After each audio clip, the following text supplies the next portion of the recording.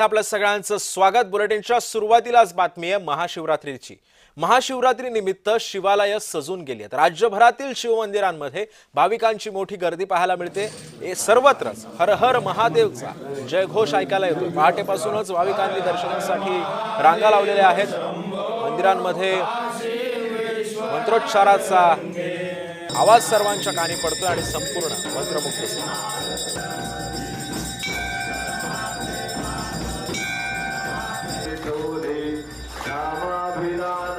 महाशिवरात्री निमित्त राज्यभरातील शिवमंदिरं ही सजलेली आहेत। आकर्षक फुलांची सजावट मंदिरांना करण्यात आलेली आहे।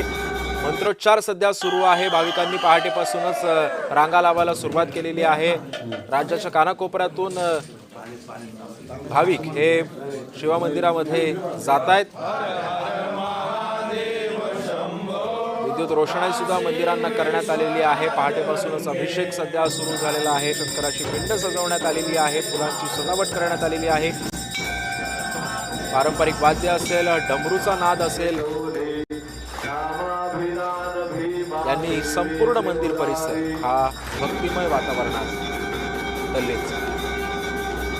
हर हर महादेवच्या जयघोषानं संपूर्ण मंदिर परिसर हा दणाणून गेलेला आहे। भाविकांनी सुद्धा पहाटेपासूनच शंकर मंदिरामध्ये रांगा लावलेल्या आहेत।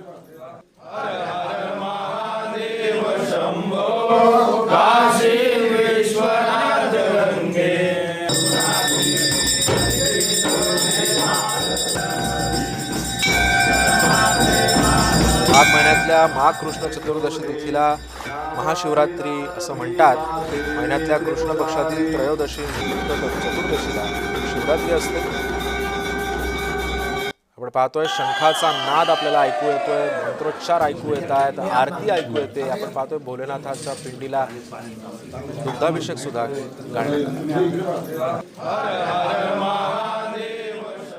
या हवनामध्ये या होमात्मक लघुरुद्रामध्ये सहभागी होणार आहेत आणि त्याचबरोबर नंतर संध्याकाळी सांस्कृतिक कार्यक्रम आणि त्याचबरोबर मृत्युंजय जाप असा कार्यक्रम या इकडे आयोजित होणार आहे। महाशिवरात्री निमित्त महादेवाकडे काय नेमकं मागणं आपण मागितलेलं?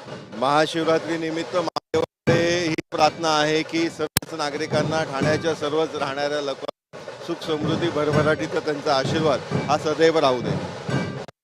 एकंदरीत पाहायचं झालं तर आज लघुरुद्र होमात्मक जे अनुष्ठान आहे ते आमदार निरंजन डावखरे यांच्या माध्यमातून आयोजित करण्यात आलेलं आहे आणि आपण पाहतोय कोपिनेश्वर मंदिरातून ही जी ज्योत आहे ही जी ज्योत आहे ती त्या ठिकाणी घेऊन जाण्यात येत आहे आणि या ठिकाणी शंखनाद देखील सर्व नागरिकांकडून करण्यात येत आहे। ढोल ताशांच्या गजरामध्ये कोपिनेश्वर मंदिर परिसर जे आहे ते दणाणून गेलेलं पाहायला मिळत आहे। निमित्त मोठा उत्साह जो ठाण्यातल्या कोपिनेश्वर मंदिरामधली आपण हे दृश्य पाहतोय। निरंजन डावखरे सध्या तिथे लघुरुद्र करण्यासाठी पोहोचले होते। ढोल ताशांचा गजर आपल्याला या ठिकाणी पाहायला मिळतोय आणि या संदर्भामध्ये अधिक माहिती जाणून घेऊयात। माझा सहकारी मनोज दयाळकर सध्या आपल्या सोबत आहे। मनोज, आज महाशिवरात्रीचा उत्साह सर्वत्र राज्यभर आपल्याला पाहायला मिळतो। राज्यभरातील महादेवाची मंदिरं ही गजबजून गेलेली आहेत। फुलांची आकर्षक सजावट करण्यात आलेली आहे। तू कोणत्या शिवमंदिरामध्ये आता आहेस आणि आता तिथलं वातावरण कसं आहे? नक्कीच सिद्धेश, आपण या ठिकाणी बघितलं मी आता बाबूनाथ मंदिर या ठिकाणी आहे। या ठिकाणी मोठ्या संख्येने भाविकांची सकाळी पहाटेपासून आपण बघतो या ठिकाणी मोठ्यात मोठ्या रांग लागलेली आहे आणि या ठिकाणी एकच जयघोष दिसून येत आहे। बम बम भोले जय शिव शंकर या ठिकाणचा जयघोष या ठिकाणी दिसून येत आहे आणि आपण आपल्यासोबत महाराज देखील आहेत। महत्व किती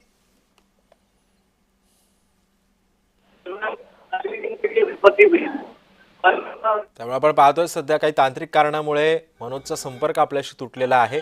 मात्र हर हर महादेवचा जयघोष सध्या प्रत्येक शिवमंदिरामध्ये गुंजतोय।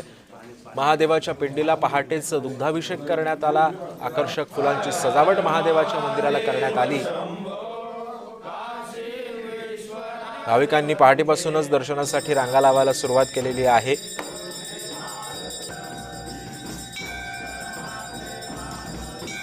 फाल्गुन महिन्याच्या कृष्ण पक्षाच्या चतुर्दशी तारखेला महाशिवरात्री साजरी केली जाते। धार्मिक मान्यतेनुसार महाशिवरात्रीच्या दिवशी भगवान शिव प्रथमच निराकार रूपामध्ये प्रकट झाले होते आणि त्याच दिवशी भगवान शिव आणि देवी पार्वती यांचा विवाहही झाला होता।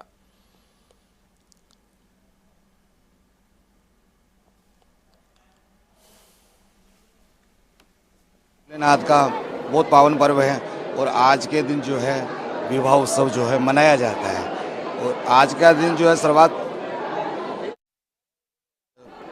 सिद्धि योग भी है। इस कारण जो है ये पावन पर्व जो है बहुत अच्छे से मनाया जाता है।